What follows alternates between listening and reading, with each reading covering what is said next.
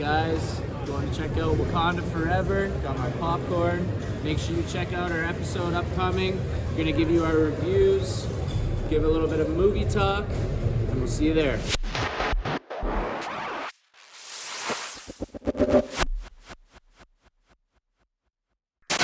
Good morning, good afternoon, and good evening, folks. This is Critic Box, and I am your host, Ben Walsh.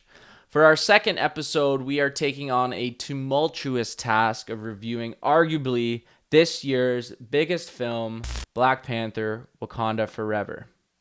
Wakanda Forever is the sequel to 2018's Black Panther featuring Chadwick Boseman. And as I'm sure you know, Chadwick tragically passed away in August of 2020 of colon cancer. Because of that, walking into this movie, I felt prepared for a disappointment. It was like going to a Rolling Stones concert without having Mick Jagger. Better yet, it was as if I was going out for a nice dinner to the Keg, and they told me that there was no steak. But let me tell you, ladies and gentlemen, the filet mignon and the beef tartare picked up all the slack. That garlic mash was on its game.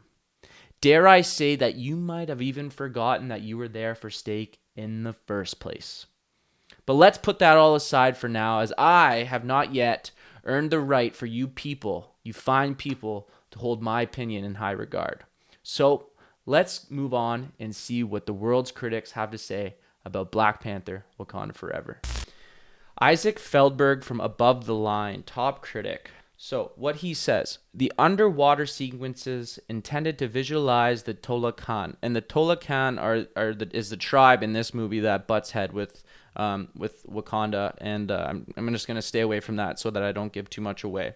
So the underwater sequences intended to visualize Tolakan are drab and washed out to the point of distraction. And even a street-level car chase shot at night is near impossible to track. All the darkness seemingly intended to cover for a lackluster CGI. So, reading this review, and it's a bad review, and it goes back to me being defensive of this movie just because of the circumstances. I 100% agree with Isaac that if any negative aspect of this movie, it was the CGI and specifically the underwater CGI that they had. For the folks that have seen Aquaman, that's in DC universe, it was cool. And I remember, I went to see it with a couple of my buddies. It was cool. It was the first time I had ever seen an underwater CGI type of film. It was cool, but it did seem kind of, what's a better word for weird? It felt very fake. It didn't, I hope that, Avatar 2 is coming out in a way of water. So hopefully, Dave Cameron in fine fashion shows the other directors how it's done. But I agree with Isaac. It's I think that it's new frontier for CGI doing it underwater. So I think I would assume, I don't know, that it's a lot tougher to nail CGI in the head underwater than on ground. So that was the one negative I would say about this film, is the CGI could have been better. How they could do that, I don't know. Maybe they need to chat with our boy Dave Cameron. We need to see what Avatar 2 is like. But it's true. Like, he does, I get on the critics about their word usage and stuff, but it's true. The underwater scenes seem drab, almost grayed out underwater. And it sucks because when, again, trying not to give away too much, but when they do go into the kingdom of the Tolakan, it's just such an amazing scene that was kind of darkened by the fact that the CGI was kind of like drabbed out. It didn't explode, and it wasn't the best visuals that it could have been. So, and then he talks that I thought that scene got me fired up. There's a chase scene, and I thought that was a great scene. So I kind of disagree with that. But my biggest thing with Isaac's review here is the underwater part. So when you go see this film, be a little forgiving on that aspect. And there isn't too much of it, so it's not a huge deal. And I don't think it majorly affects the overall effectiveness of the movie. But that he is correct, and in my opinion, in saying that the underwater CGI, not the overall CGI, the underwater CGI was a little lackluster. So that was a bad review. Okay, so moving over now to another good review. Brian Lowry from CNN.com. Brian says, presented the daunting task of bidding farewell to a star tragically taken in his prime in sober but stirring fashion. Coogler, Ryan Coogler, the director, has given audiences and the studio a solidly and gracefully executed dive into a Wakanda for right now. You know, it is a daunting task. Your main character, your actor, is gone. It's no different than if Chris Hemsworth died after the first film of Thor.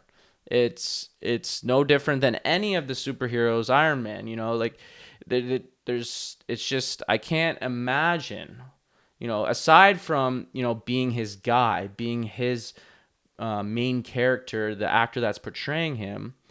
Chadwick was a dear friend of Ryan Coogler, as far as I know, and Ryan Coogler looked up to Chadwick. So you put those two together, it truly is a daunting task, and I just, my hat's off to Ryan Coogler for even taking this massive project on with millions of dollars behind it, and you just lost one of your best friends, and I'm sure every day, every second, every minute on set for Ryan Coogler was a reminder of Chadwick Boseman, which, I mean, if anyone, you know, that's watching has lost a friend, that shit ain't easy, man. Like that could not have been easy for Ryan Coogler. And, you know, forget my opinion and my review. You look at all the reviews of these folks, and it seems like many people agree that Ryan Coogler nailed it. He hit it out of the park with this movie. And again, that's all coming from the fact that you just lost your main character. Like how I can't even how the hell do you do that? And I know now because I seen the movie and Ryan Coogler did it. So again, back to the review. Brian Lowry, CNN.com. Coogler has given audiences in the studio a solidly, gracefully executed dive into Wakanda. And that's another thing that I haven't even talked about is they really did dive. You know, you lose the Black Panther, so what's next? Well, let's dive into Wakanda. Let's dive into that world. Let's really bring that to our audiences. And that's what they did. I think they really focused on Wakanda as a whole, as opposed to what we got in the first film, and most likely what we would have got if Chadwick hadn't passed away, was instead of a microscope focus on one person, we got, you know, the macro focus on the whole kingdom of Wakanda, which was, let me tell you, that was just a real treat. So I agree with Brian. Just a really, really job well done by Ryan Coogler in, you know, taking a different route. Just overall really good. We're going to do one more review, and this is a bad review, and it's from Donald Clarke of the Irish Times. Wakanda Forever is ultimately a weary drag. It is as if the James Bond franchise had gone straight from Dr. No to Moonraker in one leap, in brackets, but with fewer jokes. Okay, so what Donald Clarke is wow. That's an interesting review, because this guy, first of all, we didn't even really get an answer besides the fact that he thought it was a weary drag. But he's bringing in, he's trying to compare apples to oranges. He's bringing in James Bond. But not only is he talking about James Bond, he mentions Dr. No and Moonraker. These movies were made in, I don't even know the older James Bond movies that well, but I think they were made in the 60s, 70s, or 80s. I don't know exactly what decade it was. But so first of all, he's taking a totally different type of action hero and trying to compare it to Black Panther. And then not only that, it's from a totally different time.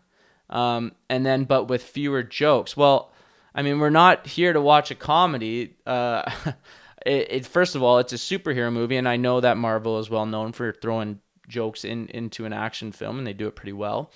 But again, if this guy was expecting a freaking comedic act, he was in the wrong place. And especially, again, with the circumstance of this movie coming in with the loss of Chadwick Boseman, there's not much to joke about. But though I will say that there were a few, points of humor, and they were great. They made me laugh. So, Donald Clarke, let's just move on, man. I don't know what the hell you're saying here. James Bond and Moonraker. Yeah, let's please move on. All right, so we're finished up with the critics of the world and what they thought about Black Panther: Wakanda Forever, and now I'm gonna dive into a little bit of my review. MVPs. MVPs of this movie are the folks that picked up the slack that Chadwick Boseman had left behind with his character in Black Panther. As you could figure out, that if there were any more movies with Chadwick Boseman and Black Panther in the movies, he would have been the undisputable MVP of the movie. So, with this Wakanda Forever movie, there are two specific characters and actors that I think just blew the top off of this movie. Without these folks, I feel like the movie would not have been what it was. And the first is Princess Shiri, Letitia Wright. Wow, man. So if for anyone that hasn't seen Black Panther or just kind of hasn't seen it in a while, forgets, Princess Shiri was T'Challa, Black Panther's little sister, and she was kind of the brainiac. She was in the lab. She produced the suit. She made the suit for the Black Panther, and she is, I'm sure you can imagine, is just torn by her big brother's death in the movie, and you can just feel that pain. Letitia Wright just killed it. She represented, and they talk about the grief that you have and bringing that grief from real life into the film. Letitia Wright did that, but then not only that, without giving too much away, she really brought some sort of vengeance and some type of fight, and she's kind of the next in line to carry that Black Panther name. But there's just so many different people. As an audience member, you're thinking, could Princess Shiri be it? No, she's too. No, she couldn't do. She couldn't be. She's a brainiac. She's look at how skinny she is. No way. But anyway, she really makes a case for the Black Panther role if there was one. I'm not giving nothing away, but overall, Letitia Wright's portrayal of Princess Shiri, just kind of, if it was here at Black Panther, she just kind of just bumped it right up. You could feel her pain, you could feel her grief, and then even in the action scenes, again, not trying to give too much away, but she was just an absolute badass. So way to go, Letitia Wright. She was unbelievable. And then the second MVP, I was just gonna give one MVP, but Queen Ramonda, Angela Bassett's wow, the power in Queen Ramonda, the anger that she felt. In Black Panther, she lost her husband, and now she lost her firstborn son, T'Challa. And there's a scene in there where, I hope I'm not giving too much away. There's a scene in there where they go in and they talk to U.S. Congress, and she just comes in there with all these white men and just fucking owns the place. And and she's also like secretly jacked. Like, I looked over at my girlfriend when I went and watched it, and she's got like boulders for shoulders, and she just comes in there with just with her charisma and the way she speaks and her tone, and just her eyes are just like gazing at you like Medusa, and she's gonna just tear your throat out, like actually like a panther. She was unbelievable. Angela Bassett, like, what a phenomenal actor Angela Bassett was, and she's my MVP B to this movie. She was unbelievable in this movie, and I don't think the movie would have been what it was without her.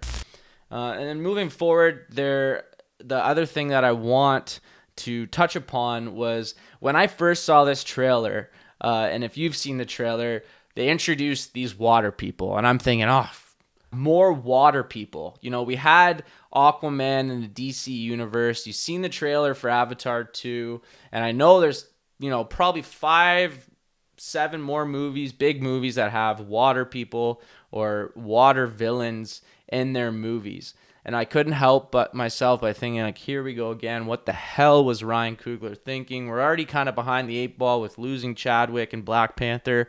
Why the hell would we bring up a heavily used concept to the mix? But I have to say, and I mean this, they took that heavily used concept and made it unique. And the best, and the way that they went about doing that was bringing about a new culture. And culture is the word that really comes to mind when I think about Wakanda Forever. That new culture, so you already have the Wakanda African culture. They bring a new culture in, and that is the Mesoamerican Aztec culture. And that's who the Telocans represent. That's where they're derived from, is that Mesoamerican culture. You know, the countries that would be today would be Mexico, Belize, Nicaragua, Guatemala, and Costa Rica.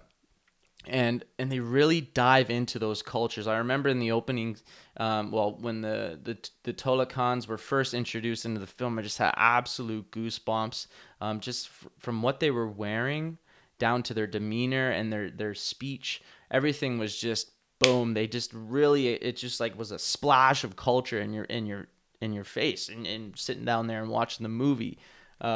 So I think I would be remiss to say something here, and that is soundtrack. The producers and I were talking about this last week, and I think a lot of people sleep on the soundtrack of movies.